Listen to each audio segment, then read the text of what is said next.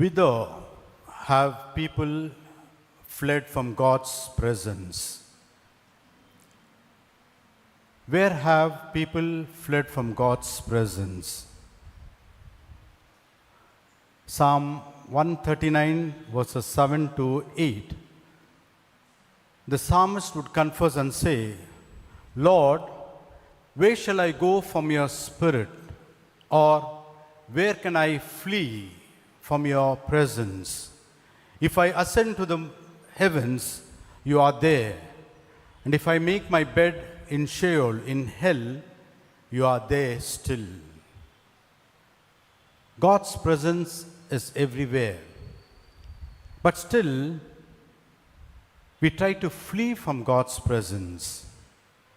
Whenever we flee from God's presence, we shall not have peace in life. When we break the commandments and the laws of God, we cannot expect to lead an orderly life. When we live a depraved life, we cannot expect to have a blissful existence in life.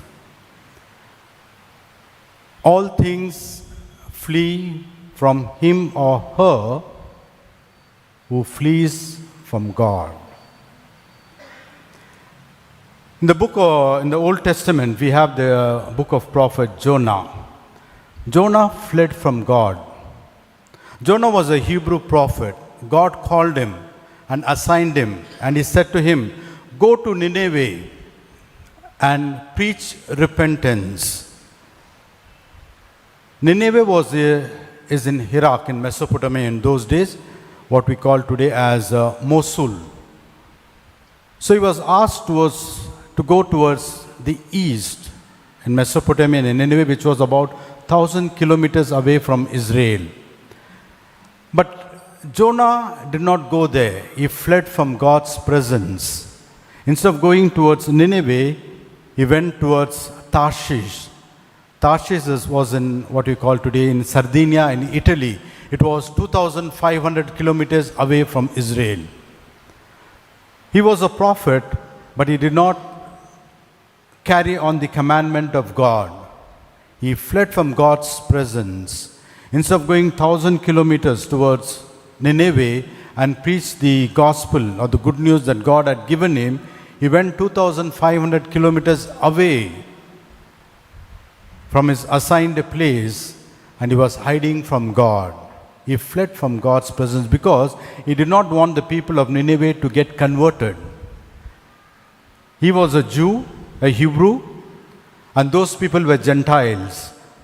So he did not want the Gentiles to get converted and then get saved in their life. And that's the reason he took the opposite direction in the west. Instead of going towards the east, he went towards the west. All efforts he made to go far, far away from God. He fled from God. But all those who flee from God will always bring disaster, not only upon themselves, but on the others also. And so did Jonah bring disaster upon himself. When he took a boat and then went towards Tarshish, there was a storm, as we all know. And the crew on the boat, they came to know that Nineveh was hiding from God, and the boat was about to sink. And then he confesses that he was running away from God's presence. Then they throw him into the ocean. And then you know the story, he gets swallowed up, and then the whale spits him on the shores of Nineveh. And then he goes and preaches over there. And that is another part of the story. But Jonah fled from God's presence, and he brought disaster not only for himself, but for all others also. All who flee from God, all things flees from him or her. My dear brothers and sisters, in today's gospel reading we heard about the parable of the wedding banquet. The invitees fled from God's banquet. They were given prior notice to come for the banquet of the king's son. And when the time came, they fled from God's presence and they had their own works to do. and therefore disaster came later on.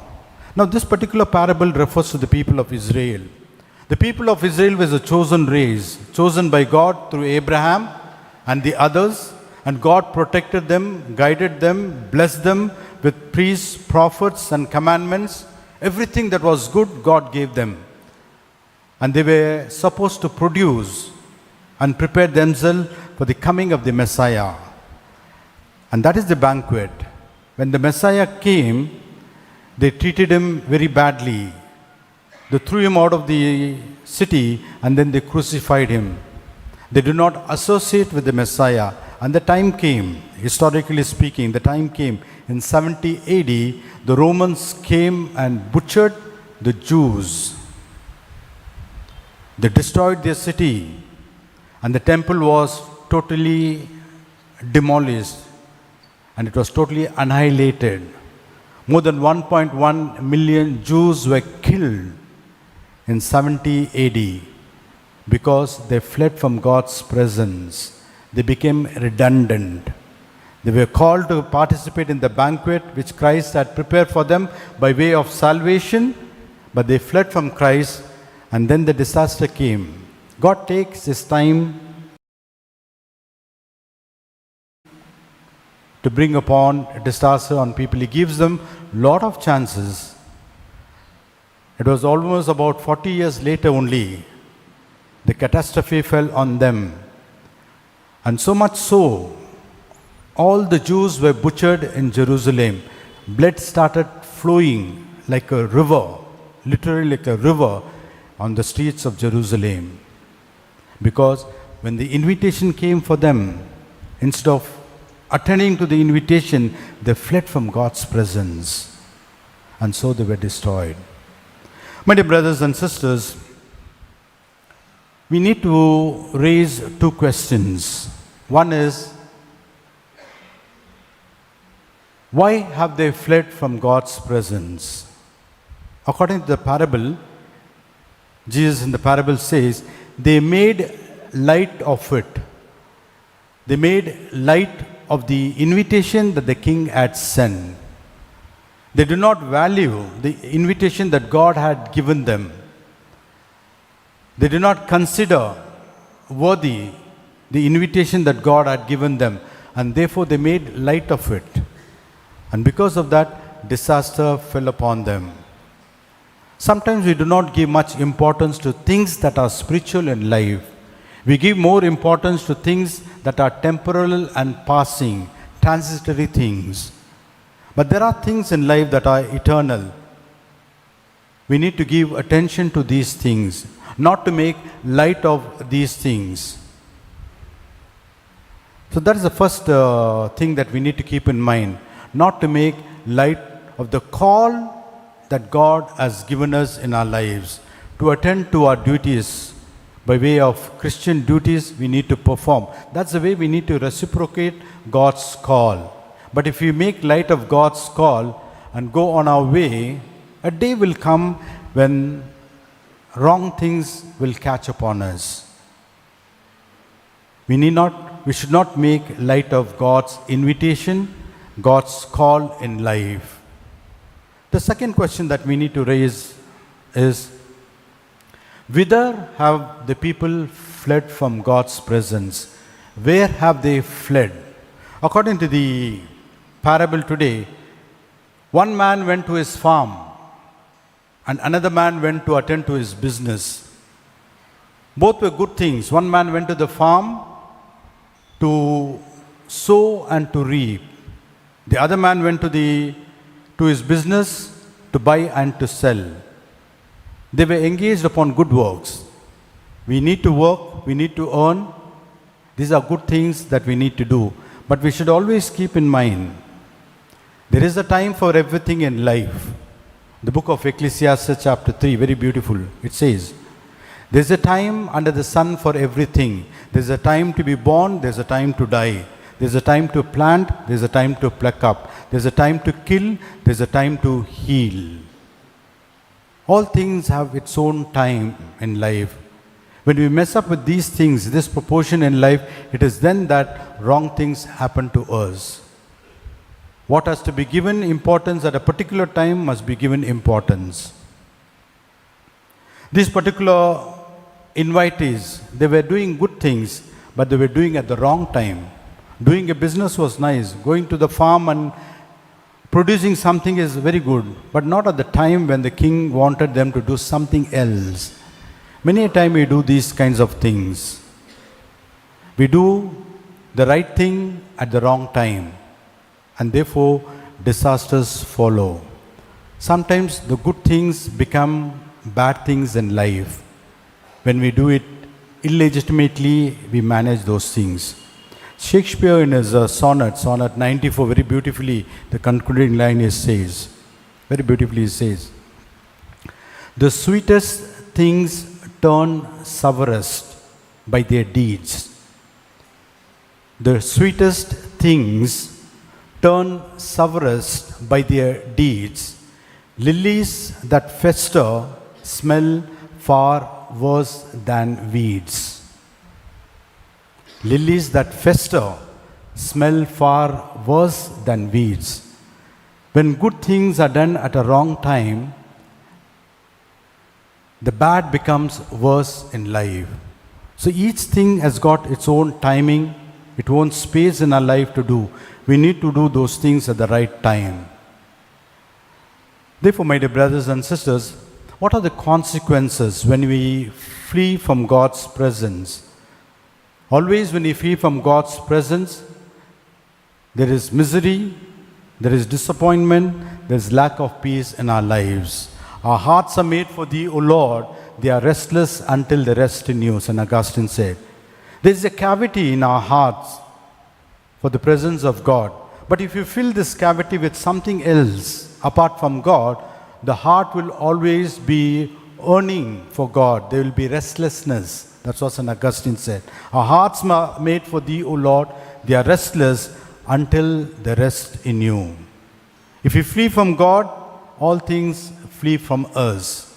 If you do not shelter God in your life, nothing will shelter you in your life.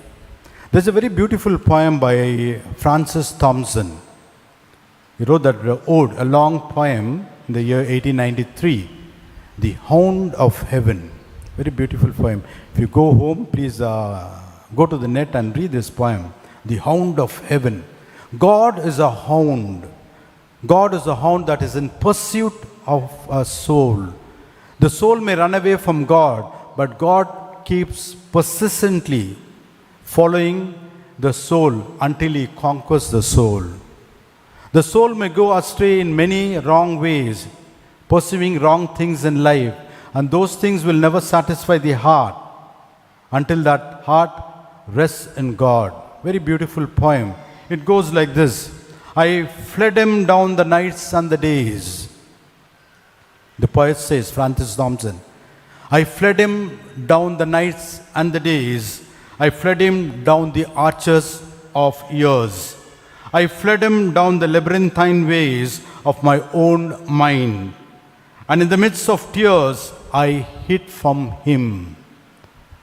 Herein we have a story of Francis Thompson. He wanted to become a priest, but then later on he took some other profession, and then he went into drugs. He became a beggar and died as a destitute in life. But he was hiding from God. God gave him an occasion, but he didn't follow that one. And that's the reason he says, he tried to find out peace and happiness in the laughter of children, in the nature that God had created, but nothing gave him peace. He was running away from God, but then God followed him. And beautiful words he would say, but with unhurrying chase and unperturbed pace, deliberate speed, majestic instancy, they beat, and the voice beat more instant than the feet. All things betrays thee who betrays me. That's what the voice of God says. All things betrays thee who betrays me. He who shelters not God in his life, nothing will shelter him. Not shelters thee that shelters me not. Any person who flees from God will always experience that all other things will flee from him. If you flee from God, your friendship will flee from you. If you seek solace in things that are temporal, the eternal things will flee from you. He who flees from God, all things will flee from him. That was the message of that beautiful poem, The Hound of God. My dear brothers and sisters, one thing we should always keep in mind, our hearts are made for God. Our hearts are made for God. They are restless, and they shall be restless until they rest in God. Amen.